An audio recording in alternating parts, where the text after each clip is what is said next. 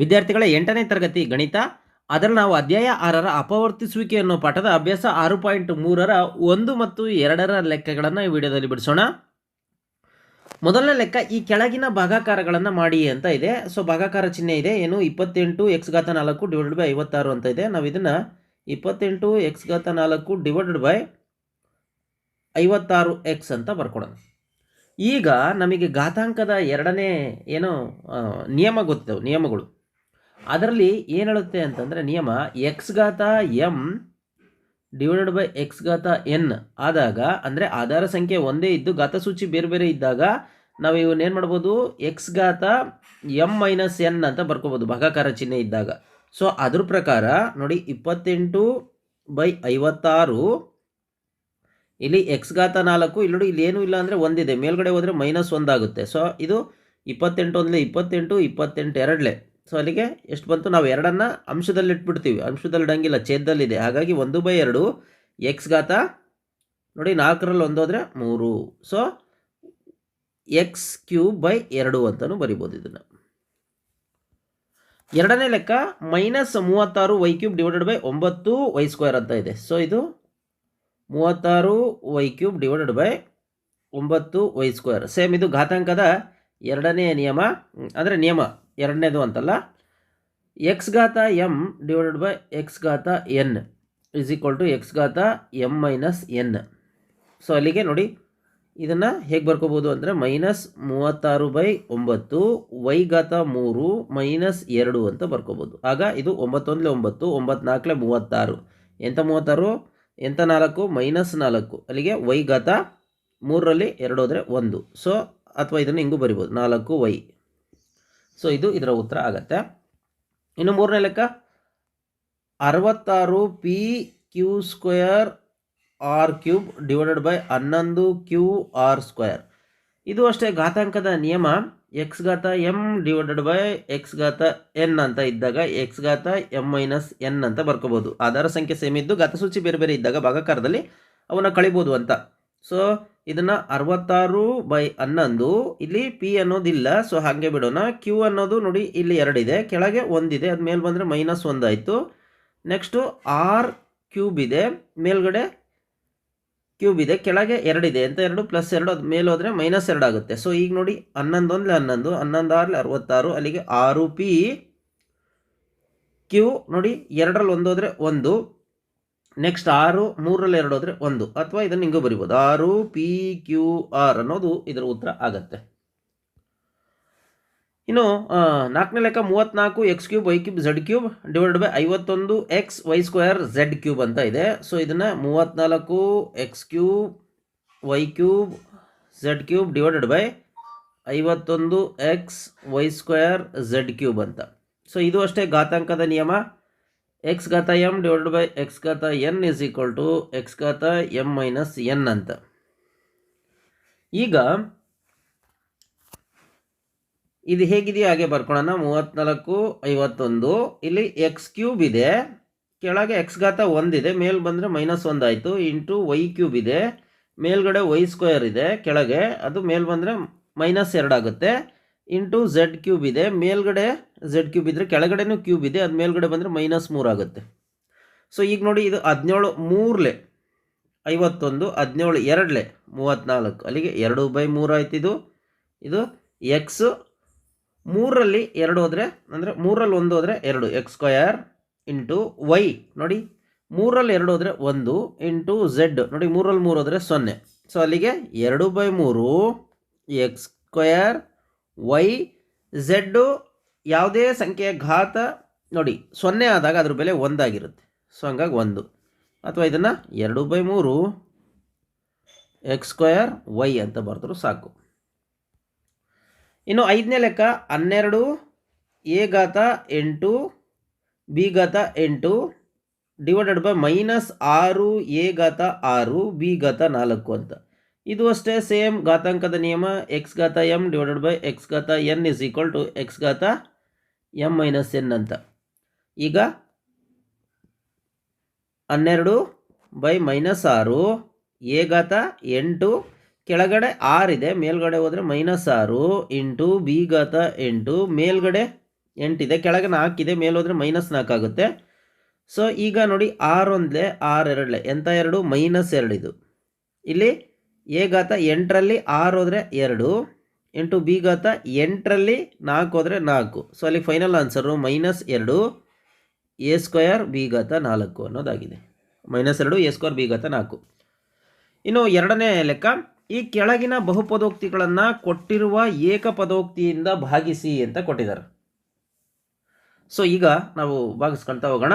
ಈಗ ಹೇಗೆ 5x² / 6x / 3x ಅಂತ.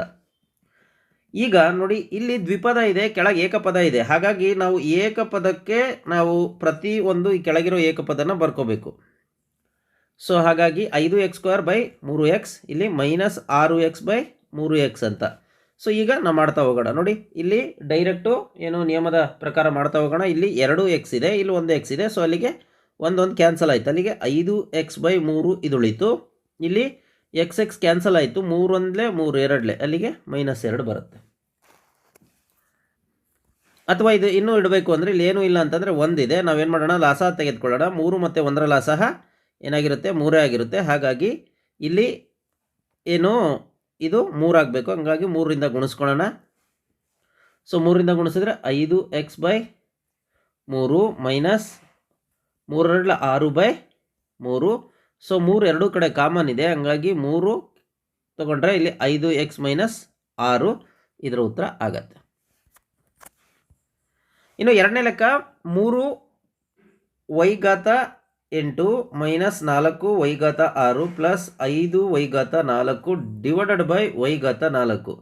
ಮೇಲೆ ತ್ರಿಪದೋಕ್ತಿ ಇದೆ, ಕೆಳಗೆ ಏಕಪದೋಕ್ತಿ ಇದೆ. ಹಂಗಾಗಿ ಈ ತ್ರಿಪದೋಕ್ತಿಯನ್ನು ಏಕಪದೋಕ್ತಿಯಿಂದ ಪ್ರತಿ ಏಕಪದೋಕ್ತಿಯಿಂದ ನಾವು ಭಾಗಿಸ್ಬೇಕಾಗುತ್ತೆ. ಸೊ ಹಾಗಾಗಿ 3y ಘಾತ 8 ಡಿವೈಡೆಡ್ ಬೈ y ಘಾತ 4, ಇಲ್ಲಿ 4y ಘಾತ 6 ಡಿವೈಡೆಡ್ ಬೈ y ಘಾತ 4 ಪ್ಲಸ್ 5y ಘಾತ 4 ಕೆಳಗೆ y ಘಾತ 4. ಈ ಘಾತಾಂಕದ ನಿಯಮ ನಮಗೆ ಗೊತ್ತಿದೆ. x ಘಾತ m ಡಿವೈಡೆಡ್ ಬೈ x ಘಾತ n ಅಂತಿದ್ರೆ x ಘಾತ m - n.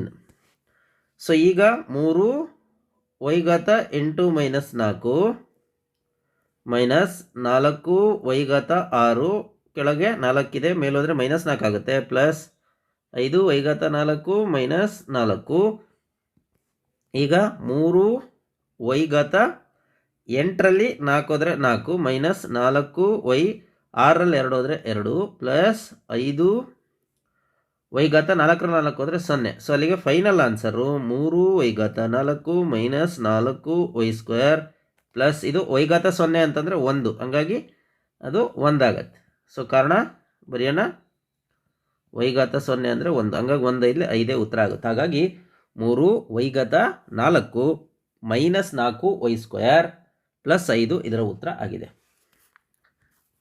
ಇನ್ನು ಮೂರನೇ ಲೆಕ್ಕ, 8x³ y² z² plus x² y³ z² plus x² y² z³ divided by 4x² y² z² ಅಂತ ಇದೆ. ಸೊ ಈಗ ನಾವು 4ರಿಂದ ಡೈರೆಕ್ಟ್ ಭಾಗಿಸ್ಬಿಡೋಣ. 4 1 4 2 ಅಂತ, ಹಂಗಾಗಿ ಇದೇನು ಬರುತ್ತೆ, ಹೊರಗೆ 2 ಬರುತ್ತೆ ಇದು.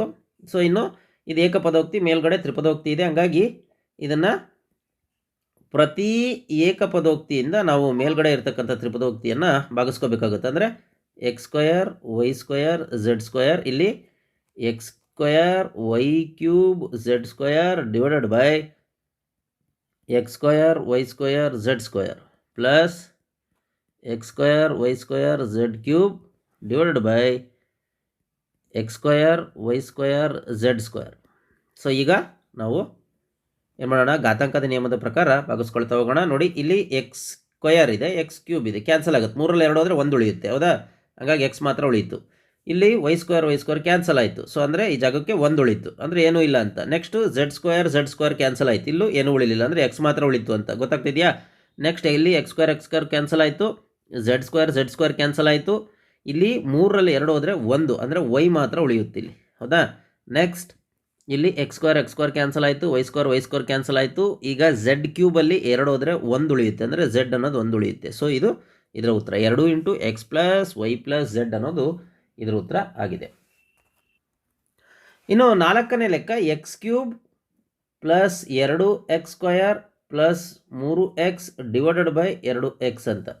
ಇದು ಮೇಲ್ಗಡೆ ತ್ರಿಪದೋಕ್ತಿ ಇದೆ. ಈ ತ್ರಿಪದೋಕ್ತಿಯನ್ನು ಪ್ರತಿ ಏಕಪದೋಕ್ತಿಯಿಂದ ಭಾಗಿಸ್ಬೇಕು. 2x² ಬೈ 2x, ಇಲ್ಲಿ 3x ಬೈ 2x. ಈಗ ಘಾತಾಂಕದ ನಿಯಮದ ಪ್ರಕಾರ ನೋಡಿ, x³ ಇದರಲ್ಲಿ 1 ಕೆಳಗಡೆ ಇದೆ, ಸೊ ಡಿವೈಡೆಡ್ ಬೈ 2 ಇದೆ. ಇಲ್ಲಿ 2x² ಮೇಲ್ಗಡೆ 2 ಆದರೆ ಕೆಳಗಡೆ 1 ಇದೆ, ಹೌದಾ. ಇಲ್ಲಿ 2 ಕ್ಯಾನ್ಸಲ್ ಆಯ್ತು ಅಂತ ಡೈರೆಕ್ಟ್ ಬರೆದ್ಬಿಡೋಣ. ಪ್ಲಸ್ ಇಲ್ಲಿ 3/2 x ಕ್ಯಾನ್ಸಲ್. ಸೊ ಅಲ್ಲಿಗೆ 3ರಲ್ಲಿ 1 ಹೋದರೆ 2 x² ಬೈ 2, ಇಲ್ಲಿ 2ರಲ್ಲಿ 1 ಹೋದರೆ 1 x, ಇಲ್ಲಿ 3/2 ಇದರ ಉತ್ತರ ಆಗತ್ತೆ. 5ನೇ ಲೆಕ್ಕ p³ q⁻6 minus p⁻6 q³ divided by p⁻3 q⁻3. ಈ ಮೇಲ್ಗಡೆ ದ್ವಿಪದೋಕ್ತಿ ಇದೆ, ದ್ವಿಪದೋಕ್ತಿಯನ್ನು ಪ್ರತಿ ಏಕಪದೋಕ್ತಿಯಿಂದ ಭಾಗಿಸಬೇಕು. So p⁻6 q⁻3 divided by p³ q³. ಈಗ ಘಾತಾಂಕದ ನಿಯಮದ ಪ್ರಕಾರ ಇದು ಕ್ಯಾನ್ಸಲ್ ಆಗುತ್ತೆ. ಸೊ ಅಲ್ಲಿಗೆ q⁻6 ಮೈನಸ್ 3 ಉಳಿಯಿತು. ಇಲ್ಲಿ ನೋಡಿ q³ ಕ್ಯಾನ್ಸಲ್ ಆಯಿತು, ಮೈನಸ್ p⁻6 ಮೈನಸ್ 3 ಇಲ್ಲಿ ಉಳಿತು. ಸೊ ಅಲ್ಲಿಗೆ q⁻3 ಮೈನಸ್ p⁻3. ಸೊ ಇದರ ಉತ್ತರ q³ ಮೈನಸ್ p³ ಅನ್ನೋದು ಇದ್ರ ಉತ್ತರ ಆಗಿದೆ.